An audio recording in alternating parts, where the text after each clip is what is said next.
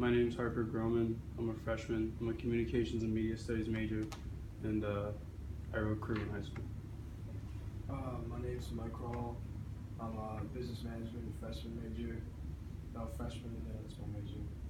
And I played basketball and volleyball in high school. I'm Michael Moore.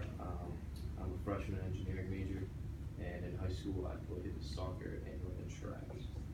My name is Julian Hernandez. I'm from Tenafly, New Jersey. I'm a sophomore, going to be at. I'm a computer information systems major, and this summer I work in California as a sales representative for my sister's clothing line. I'm Brian O'Hara from Farmington, New Jersey. I'm a business management major, freshman, an outgoing person. That's good. I'm Jeffrey Evans, business manager, and then I'm a freshman, and I like to play basketball. I'm Dino Peasy. I'm a CIS major, sophomore, and I like to play football. Patrick Hennessy. I'm a freshman. I'm a communications major, and last summer I had an internship writing for a newspaper in my town.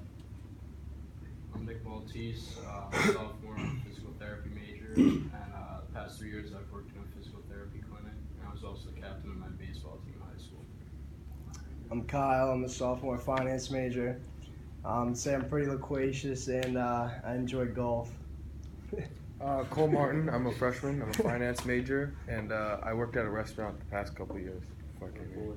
So like those were all good. So like when you guys go to a career fair, when you're meeting like a business partner, be sure to tell them something they don't know. So a lot of you guys mentioned sports, and sports is like I'm an athlete as well. It's an amazing thing to mention to people because it shows like dedication, teamwork, like time management skills. Like just from being an athlete, I'm sure like most people can pick up that those are things that you all go through.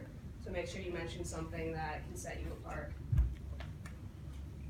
All right, so going off what Nadia just covered, first things first, eye contact's crucial. So when you guys all just introduce yourselves, if you're in a one-on-one setting and you're introducing yourself to a potential employer or something, you better be locking eyes with the person, showing that you're engaged in the conversation. If you're staring down, they can tell, using emotional, social intelligence, they can tell that you're not engaged in the conversation, you're not really looking to contribute much, you're not paying attention, as opposed to if I'm locking eyes with you guys, it shows that I'm ready to respond, I'm listening to what you're saying, processing the information, and then I'm gonna respond appropriately. If you're just staring at the floor, not only is it awkward for the person talking to you, but it just shows your lack of engagement in the conversation, and it's gonna reflect poorly on how you look based on that conversation.